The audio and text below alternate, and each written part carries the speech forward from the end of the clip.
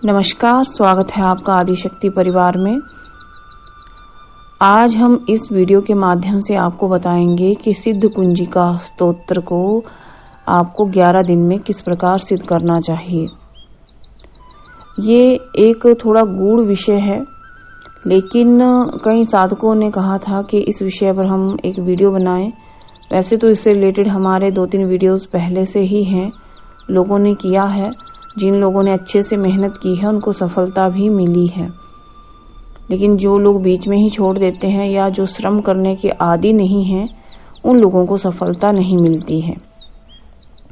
पहली बात ये है कि मैं बड़े कड़े शब्दों में ये कहना चाहती हूँ कि हमारे यहाँ से कोई भी सिद्धि ट्रांसफर नहीं किया जाता है। आप इस चीज़ की उम्मीद छोड़ दें। अगर आप चाहते हैं कि मेहनत आप कर सकते हैं स्वयं, अगर आप मेहनत करने को तैयार हैं, तभी आप ये वीडियो देखें और तभी आप हमारे परिवार के साथ जुड़ें। हम केवल आप लोगों की सिर्फ इतनी सहायता करते हैं कि यहाँ से आपको पूरा विधि विधान, दीक्षा और अभिमंत्रित सामग्री आप लोगों को उपलब्ध कराई जाती है। लेकिन सिद्धि ट्रांसफर ये जो भी चीज़ें हैं, ये सब गलत चीज़ें यहाँ पे नहीं की जाती हैं, ना ही ऐसा होता है। ये सब एक फ्रॉड है। ठीक है, अब बात करते हैं कि सिद्ध कुंजिका स्तोत्रम को 11 दिन में कैसे जागृत करें।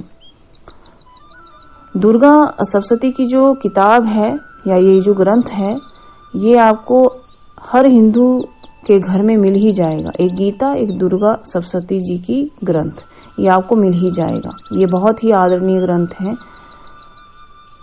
अब दुर्गा सप्तशती की जो बुक है, उसमें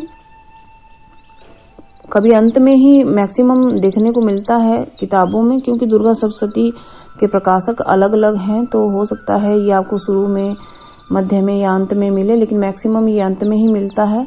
तो जो गोरखपुर प्रकाशन की जो बुक है, उसका अगर उसको लेकर के चलें तो उसमें अंत में ही दिया गया है लगभग ये। तो इसमें आपको देखने को मिलेगा कि दुर्गा जो सप्तशती की जो बुक है, उसमें सिद्ध कुंजिका को स्वयं सिद्ध बताया गया है। स्वयं सिद्ध ये क्यों है? क्योंकि भोले शंकर जी ने स्वयं इसकी रचना की है। माता पार्वती से स्वयं कहा है। हुआ यूं था कि जब ब्रह्मा, वशिष्ठ और विश्वामित्र जी ने दुर्गा जी की उपासना की, दुर्गा मंत्रों का जब जप किया, तो कुछ उसमें बाधा उत्पन्न हुई। तो ये तीनों योगी ऋषि क्रोधित हो गए।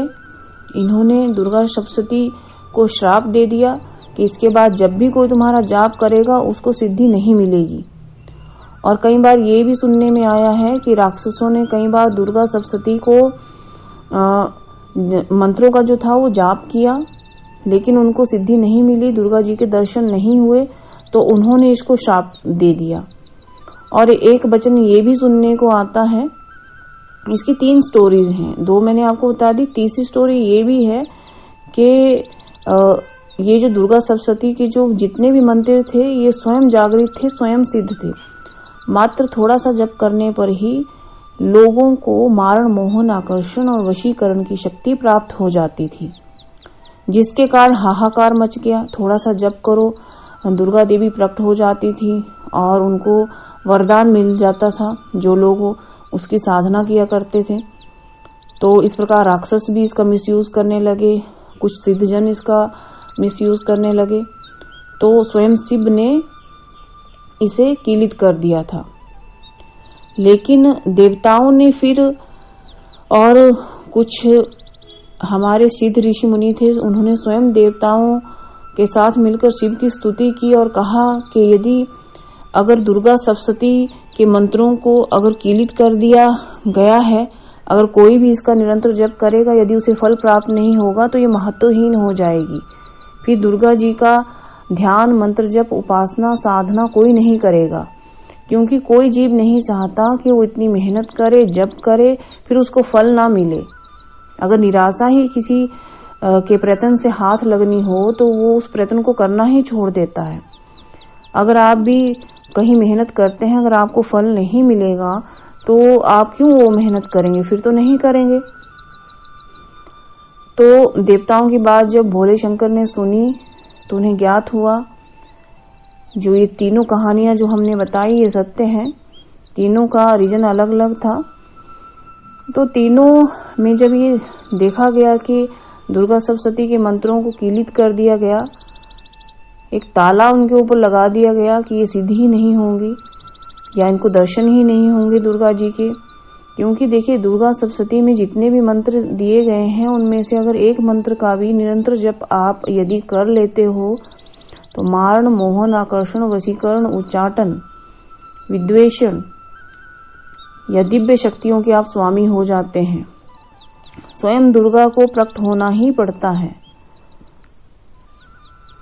तो अगर ये कीलित कर दिए गए उस समय, प्राचीन समय की ये बात है, और अगर साधकों को, उपासकों को इसका फल ही नहीं मिलेगा तो फिर दुर्गा सप्तशती की साधना आराधना कोई नहीं करने वाला था। इसलिए देवताओं ने प्रार्थना की भोले शंकर जी से कि आप कोई तो रास्ता दिखाइए। तब माता पार्वती ने देवताओं की पुकार सुनी। उन्होंने भी भोले शंकर जी को मनाया और कहा कोई रास्ता दिखाइए। तब स्वयं ने माता पार्वती जी को सिद्ध कुंजिका का उपदेश दिया, यानी कि सिद्ध कुंजिका की रचना की, और कहा कि जो लोग इस सिद्ध कुंजिका को जागृत कर लेते हैं वो दुर्गा सप्तशती समेत अन्य कोई भी मंत्र को बहुत शीघ्रता के साथ सिद्ध कर सकते हैं। पर पहले जरूरत है सिद्ध कुंजिका को जागृत करने की। देखिए अगर आप कमरे में जाना चाहते हैं, दरवाजे पर अगर ताला लगा है तो वो ताला अगर आप कुंजी से यानी चाबी से खोलकर कमरे के अंदर प्रवेश करेंगे तो निश्चित ही प्रवेश द्वार आपके लिए खुल जाएगा, वो दरवाजा खुल जाएगा। तो इसलिए ही आपको ये बताया जा रहा है कि इस सिद्ध कुंजी का जो एक दिव्य रत्न है, दिव्य कुंजी है, इसको किस प्रकार जागृत करें। तो इसको जागृत करने की 11 दिन की विधि हम बता रहे हैं। बहुत आसान विधि है, इसको आप अपने घर पे रह करके कर सकते हैं। चाहे आप हमारे परिवार से दीक्षा ले लें, सिद्ध सामग्री या अभिमंत्रित सामग्री मंगा लें, वो आपको मिल जाएगा। अब बात करते हैं कि कैसे जागृत करें। सबसे पहले आपको एक बाजोट लेना है, आम की लकड़ी का बना है तो बहुत अच्छा है। 11 दिनों की आपकी ये साधना रहेगी। तो एक लाल कपड़ा ले लें, गोटे वाला सुंदर सा लाल कपड़ा हो, कोरा कपड़ा हो जिसका इस्तेमाल पहले ना किया गया हो। उसके ऊपर आप चावलों की ढेरी लगा लें, ठीक है। उसके ऊपर आप सिद्ध दुर्गा यंत्र या दुर्गा वीसा यंत्र जो आपके गुरु द्वारा प्रदत्त हो उसको स्थापित करें। दुर्गा जी की प्राण प्रतिष्ठित मूर्ति हो उसको आप स्थापित कर लें। घर में आप अष्ट धातु की या पीतल की मूर्ति स्थापित कर सकते हैं। और अब आपने करना क्या है, एक कलश लेना है। कोरा कलश होना चाहिए, यानी मिट्टी का एक छोटा सा घड़ा होना चाहिए। उसमें आप पानी भर लें, आम के पत्र लगा लें और ऊपर से नारियल रख दें चुन्नी में लपेट करके, और उसको भी वहां पे स्थापित कर लें। गाय के गोबर से उस पूरे स्थान को लीप लें। गोबर नहीं मिल पाता है तो आप वहां पर गंगा जल का छिड़काव करके अच्छे से साफ कर लें। उसके बाद आपको क्या करना है, एक छोटा सा चुन्नी लें, उसमें आप 21 रुपए बांध करके लपेट करके जहां आपने चौकी पर लाल कपड़ा बिछाया है वहां माता रानी के नाम से आप लोग रख दें। ये देखिए, ये बहुत ही सरल और आसान विधि है, इसमें कोई खर्चा भी ज्यादा नहीं है आप लोगों के लिए। फिर आप सिद्ध लाल चंदन की माला ले लें। सिद्ध स्फुटिक माला भी आप इसमें इस्तेमाल कर सकते हैं, ठीक है। और जो भी आपने देवी को भोग लगाना है, अगर जितने दिन की भी आपकी साधना होती है उतने दिन आपने लगातार भोग देना है। आप चाहो बतासे का, लौंग, इलायची, पान, सुपारी, ड्राई फ्रूट्स, कोई मिठाई या अपने हाथों से बिल्कुल शुद्ध घी में थोड़ा सा हलवा बनाएं, वो देवी को आप अर्पित कर सकते हैं, ठीक है। अब आपने 11 दिन तक यदि निराहार रह सकते हैं तो अति उत्तम है। एक समय आप फलाहार करें, कोई बात नहीं। अगर आप फलाहार नहीं कर पाते हैं, शुगर है, बीपी है, कोई अन्य प्रॉब्लम है या कोई मेडिसिन लेता है, तो वो लगातार अगर आपको भोजन करना ही पड़ता है तो कोई बात नहीं, आप शुद्ध सात्विक भोजन करें, लहसुन प्याज का उसमें इस्तेमाल ना करें और एक समय आप भोजन कर लें। ठीक है, 4 बजे के आसपास आपको भोजन उस समय कर लेना चाहिए। अब बात करते हैं कि यदि आपकी ये जो साधना है इसको आप कर रहे हैं कि इसको बीच में छोड़ना चाहिए, तो बिल्कुल नहीं। आपको इस साधना का जब आपने एक बार संकल्प ले लिया है 11 दिन का, तो आपको किसी भी कारण से इसको बीच में नहीं छोड़ना चाहिए। और आपको क्या करना चाहिए, जैसे ही आप इसका पाठ शुरू करें, रात्रि के समय इसका पाठ करना चाहिए, क्योंकि रात्रि के समय ये शक्तियां ज्यादा जागृत रहती हैं। कितना पाठ करना है, आपको 21 बार सिद्ध कुंजिका को पाठ करना है। और जो इसका अर्थ मंत्र है, अर्थ मंत्र आपने देखा होगा, सिद्ध कुंजिका जब आप पाठ करते हैं बीच में लिखा रहता है अर्थ मंत्र, ओम ऐं ह्रीं क्लीं चामुंडाय विच्चे ओम ग्लौम हूं ग्लीं। ये वाला जो मंत्र है इसका आपने 11 माला जाप करना है। 21 बार पाठ, 11 माला जाप, यह आप रात्रि के समय करें तो अति उत्तम रहे।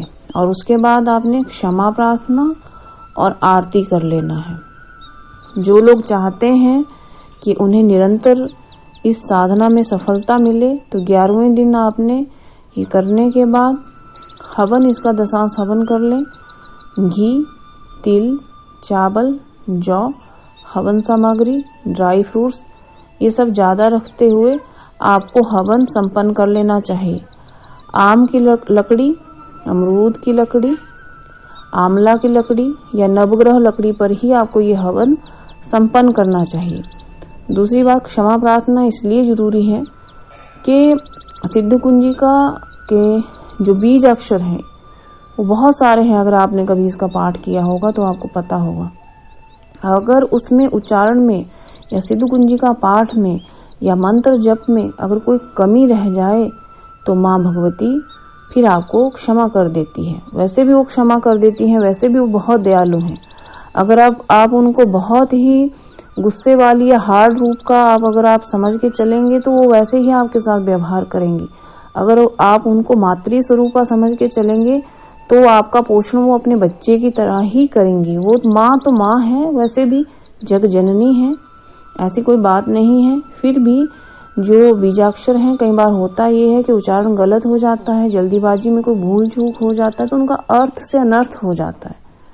पर कोई बात नहीं, हम सब जो हैं माता रानी के बच्चे हैं और माँ है वो हमारी, हमें क्षमा करेगी वो, इसलिए अंत में क्षमा प्रार्थना और आरती आप लोगों को करनी चाहिए। ध्यान, आपको कभी भी कोई भी साधना आप करो तो आपको 45 मिनट का ध्यान जरूर इसमें कर लेना चाहिए। ये बहुत अच्छा रहेगा। 11 दिन आप इस साधना को करें, 11वें दिन हवन भी कर लें, दशांश हवन, कन्या पूजन कर लें और कन्याओं को उनकी इच्छा के अनुसार भोग दें। और जो भी आप उनको भेंट करना चाहते हैं, चूड़ी, नारियल, बिंदी या जो भी उनको अपनी सामर्थ्य अनुसार आप दें। आप देखेंगे कि इस साधना के दौरान आपको बहुत सारे दिव्य अनुभव भी होंगे, अलग अलग शक्तियों के दर्शन भी होंगे, माता रानी के अलग अलग स्वरूपों के दर्शन भी होंगे। लेकिन आपको जब भी कोई अनुभव होंगे, दर्शन होंगे, घबराना नहीं है। देखिए, ये साधना मैंने स्वयं की है, घबराना नहीं है, भागना नहीं है स्थान छोड़ करके, अपने अनुभव किसी के साथ शेयर नहीं करने हैं और माता रानी पर पूर्ण विश्वास रखते हुए अगर आप ये करेंगे, खूब मेहनत करेंगे, पूर्ण विश्वास रखेंगे, गुरु पे श्रद्धा रखेंगे, तो निश्चित ही आपको सफलता मिलेगी और माता रानी आप लोगों का कल्याण करेगी और आपको दर्शन भी देगी। जिस भी उद्देश्य से आप ये साधना करेंगे वो उद्देश्य भी आपका पूरा होगा। लेकिन डिपेंड करता है आपकी मेहनत, आपके विश्वास के ऊपर। नमस्कार।